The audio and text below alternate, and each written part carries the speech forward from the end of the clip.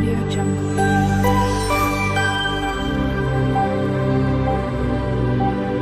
Audio Jungle. Hello everyone, જય શ્રી કૃષ્ણ.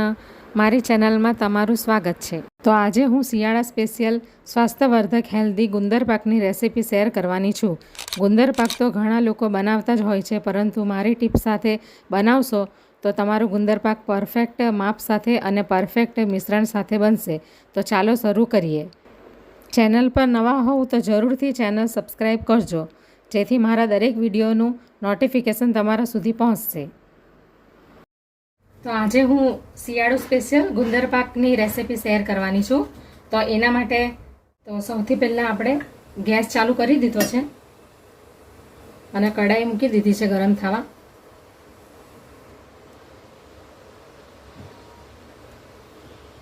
હવે પહેલાં આપણે ગુંદરને ફ્રાય કરી લેશું, ઘીમાં તળી લેશું એને. તો હવે આપણે ચેક કરી લઈએ ઘી ગરમ થયું છે કે નહીં. ઘી બરાબર ગરમ થઈ ગયું છે. હવે આપણે આ ગુંદરને ફ્રાય કરી લેશું. થોડો થોડો નાખીને ફ્રાય કરવાનો છે. ગેસની ફ્લેમ મીડિયમ જ રહેવા દેવાની છે. બરાબર એને ઘીમાં સાતડી લેવાનો, એટલે કાચો રહે નહીં. એવી રીતે કાચો રહી જશે તો પછી દાંતમાં ચોંટી જશે, એટલે એને બરાબર ફ્રાય કરવાનો છે. હવે આપણે એને એક ડીશમાં કાઢી લઈશું.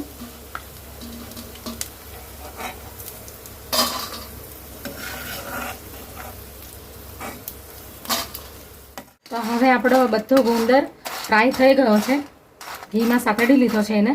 હવે આને મિક્સીની અંદર ક્રશ કરી લઈશું, પછી આનો ઉપયોગ કરીશું આપણે. હવે આ ઘઉંનો લોટ છે એને હું ઘીમાં શેકી લઈશ.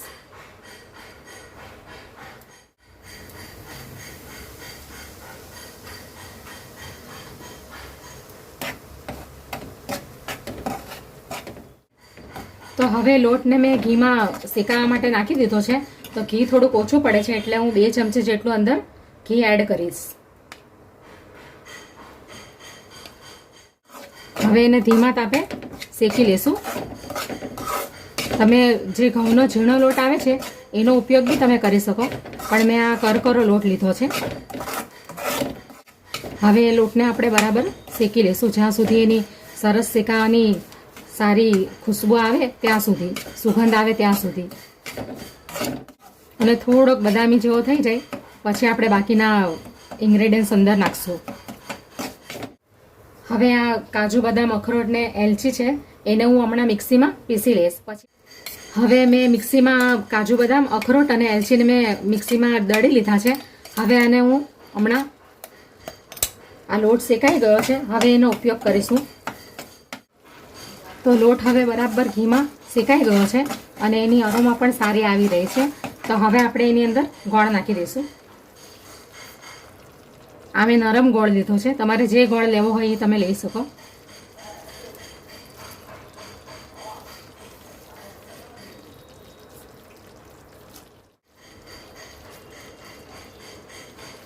તમને જેટલું મીઠું જોતું હોય એ પ્રમાણે તમારે ગોળ લેવાનો.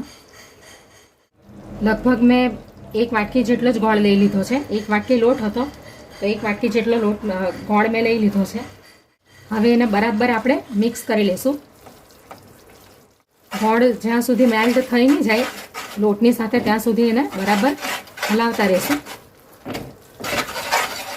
તો હવે ગોળ બધો મેલ્ટ થઈ ગયો છે.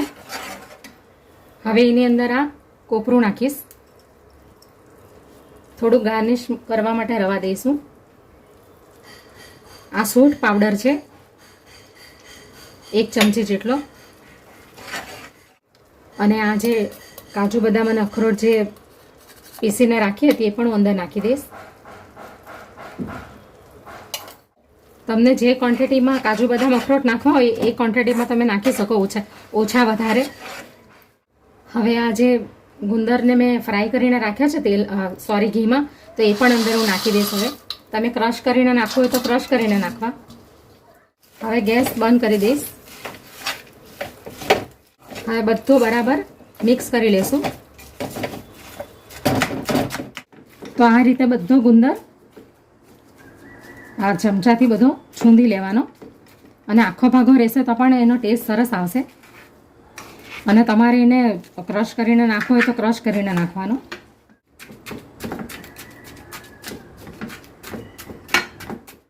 હવે એને આ ડીશની અંદર મેં ઘી ગ્રીસ કરી લીધું છે. હવે આ બધું અંદર મિશ્રણને પાથરી લઈશું.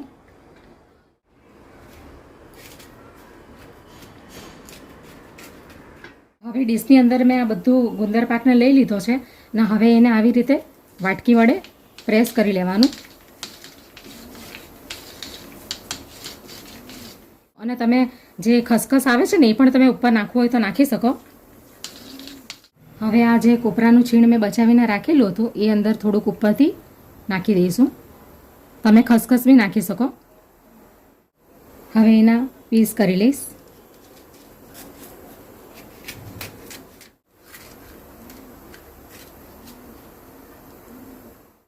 તો હવે તૈયાર થઈ ગયો છે આ ગુંદર પાક. તમને આ રેસીપી ગમી હોય તો તમે જરૂરથી ઘરે બનાવજો. આ શિયાળામાં ખાસ કરીને ખાવામાં આવે છે. શિયાળામાં બધા જાત જાતના વસાણા બનાવવામાં આવે છે. ગુંદર પાક છે, સાલમ પાક છે, અડદિયા પાક છે. તો તમને જે ફાવે તે તમારે બનાવવાના ને ખૂબ હેલ્ધી અને ખૂબ ટેસ્ટી હોય છે એટલે જરૂરથી બનાવવાના.